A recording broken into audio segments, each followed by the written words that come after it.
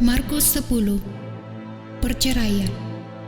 Dari situ Yesus berangkat ke daerah Yudea dan ke daerah seberang sungai Yordan, dan di situ pun orang banyak datang mengerumuni dia, dan seperti biasa ia mengajar mereka pula. Maka datanglah orang-orang Farisi, dan untuk mencoba Yesus mereka bertanya kepadanya, apakah seorang suami diperbolehkan menceraikan istrinya? Tetapi jawabnya kepada mereka, apa perintah Musa kepada kamu? Jawab mereka, Musa memberi izin untuk menceraikannya dengan membuat surat cerai. Lalu kata Yesus kepada mereka, justru karena ketegaran hatimulah maka Musa menuliskan perintah ini untuk kamu. Sebab pada awal dunia Allah menjadikan mereka laki-laki dan perempuan. Sebab itu laki-laki akan meninggalkan ayahnya dan ibunya dan bersatu dengan istrinya, sehingga keduanya itu menjadi satu daging. Demikianlah mereka bukan lagi dua, melainkan satu. Karena itu, apa yang telah dipersatukan Allah tidak boleh diceraikan manusia. Ketika mereka sudah di rumah, murid-murid itu bertanya pula kepada Yesus tentang hal itu. Lalu katanya kepada mereka, barang siapa menceraikan istrinya lalu kawin dengan perempuan lain, ia hidup dalam persinahan terhadap istrinya itu. Dan jika si istri menceraikan suaminya dan kawin dengan laki-laki lain, ia berbuat zina. Yesus memberkati anak-anak. Lalu orang membawa anak-anak kecil kepada Yesus, supaya ia menjamah mereka. Akan tetapi murid-muridnya memarahi orang-orang itu.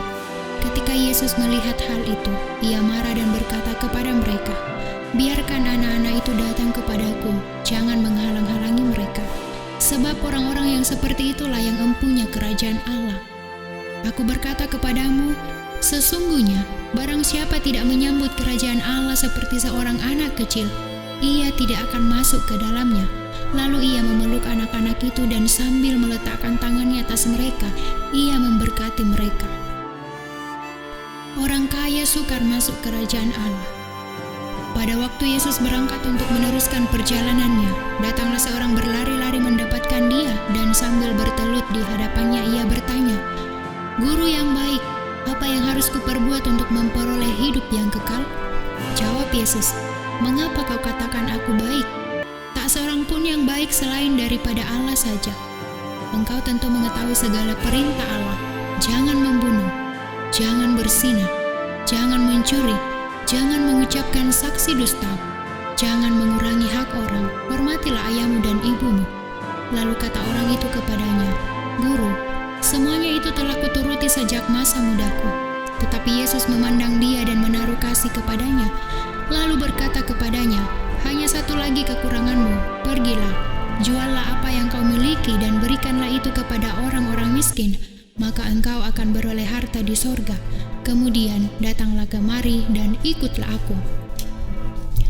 Mendengar perkataan itu ia menjadi kecewa, lalu pergi dengan sedih sebab banyak hartanya. Lalu Yesus memandang murid-muridnya di sekelilingnya dan berkata kepada mereka, alangkah sukarnya orang yang beruang masuk ke dalam kerajaan Allah. Murid-muridnya tercengang mendengar perkataannya itu, tetapi Yesus menyambung lagi, anak-anakku, alangkah sukarnya masuk ke dalam kerajaan Allah. Lebih mudah seekor unta melewati lubang jarum daripada seorang kaya masuk ke dalam kerajaan Allah. Mereka makin gempar dan berkata, seorang kepada yang lain, jika demikian, siapakah yang dapat diselamatkan? Yesus memandang mereka dan berkata, bagi manusia hal itu tidak mungkin, tetapi bukan demikian bagi Allah, sebab segala sesuatu adalah mungkin bagi Allah. Upah mengikut Yesus. Berkatalah Petrus kepada Yesus, kami ini telah meninggalkan segala sesuatu dan mengikut Engkau. Jawab Yesus, aku berkata kepadamu sesungguhnya setiap orang yang karena aku dan karena Injil meninggalkan rumahnya, saudaranya laki-laki atau saudaranya perempuan, ibunya atau bapaknya, anak-anaknya, atau ladangnya. Orang itu sekarang pada masa ini juga akan menerima kembali 100 kali lipat rumah saudara laki-laki, saudara perempuan, ibu, anak, dan ladang, sekalipun disertai berbagai penganiayaan, dan pada zaman yang akan datang, ia akan menerima hidup yang kekal. Tetapi banyak orang yang terdahulu akan menjadi yang terakhir, dan yang terakhir akan menjadi yang terdahulu. Pemberitahuan ketiga ketiga tentang penderitaan Yesus. Yesus dan murid-muridnya sedang dalam perjalanan ke Yerusalem, dan Yesus berjalan di depan. Murid-murid merasa cemas dan juga orang-orang yang mengikuti dia dari belakang merasa takut. Sekali lagi, Yesus memanggil ke-12 muridnya dan ia mulai mengatakan kepada mereka apa yang akan terjadi atas dirinya. Katanya, "Sekarang kita pergi ke Yerusalem dan Anak Manusia akan diserahkan kepada imam-imam kepala dan ahli-ahli Taurat, dan mereka akan menjatuhi dia hukuman mati, dan mereka akan menyerahkan dia kepada bangsa-bangsa yang tidak mengenal Allah, dan ia akan diolok-olokkan, diludahi, disesah, dan dibunuh, dan sesudah 3 hari ia akan bangkit." Permintaan Yakobus dan Yohanes bukan memerintah melainkan melayani. Lalu Yakobus dan Yohanes, anak-anak Zebedeus, mendekati Yesus dan berkata kepadanya, "Guru, kami harap supaya engkau kiranya mengabulkan suatu permintaan kami." Jawabnya kepada mereka, "Apa yang kamu kehendaki aku perbuat bagimu?" Lalu kata mereka, "Perkenankanlah kami duduk dalam kemuliaan-Mu kelak, yang seorang lagi di sebelah kananmu dan yang seorang di sebelah kirimu." Tetapi kata Yesus kepada mereka, "Kamu tidak tahu apa yang kamu minta. Dapatkah kamu meminum cawan yang harus kuminum dan dibaptis dengan baptisan yang harus kuterima?" Jawab mereka, "Kami dapat." Yesus berkata kepada mereka, "Memang kamu akan meminum cawan yang harus kuminum dan akan dibaptis dengan baptisan yang harus kuterima. Tetapi hal duduk di sebelah kananku atau di sebelah kiriku, aku tidak berhak memberikannya. Itu akan diberikan kepada orang-orang bagi siapa itu telah disediakan." Mendengar itu, ke-10 murid yang lain menjadi marah kepada Yakobus dan Yohanes. Tetapi Yesus memanggil mereka lalu berkata, "Kamu tahu bahwa mereka yang disebut pemerintah bangsa-bangsa memerintah rakyatnya dengan tangan besi, dan pembesar-pembesarnya menjalankan kuasanya dengan keras atas mereka. Tidaklah demikian di antara kamu. Barang siapa ingin menjadi besar di antara kamu, hendaklah ia menjadi pelayanmu. Dan barang siapa ingin menjadi yang terkemuka di antara kamu, hendaklah ia menjadi hamba untuk semuanya.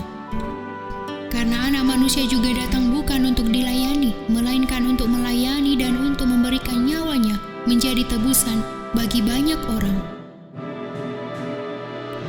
Yesus menyembuhkan Bartimeus.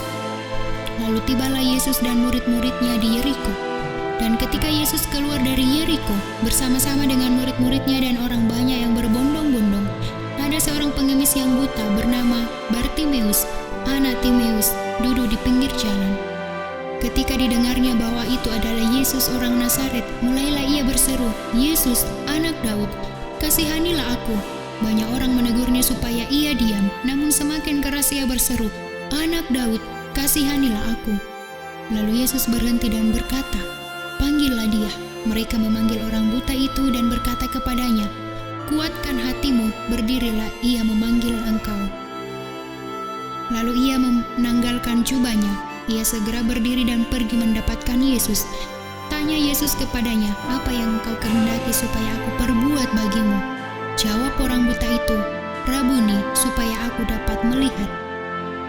Lalu kata Yesus kepadanya, "Pergilah, imanmu telah menyelamatkan engkau." Pada saat itu juga melihatlah ia, lalu ia mengikuti Yesus dalam perjalanannya.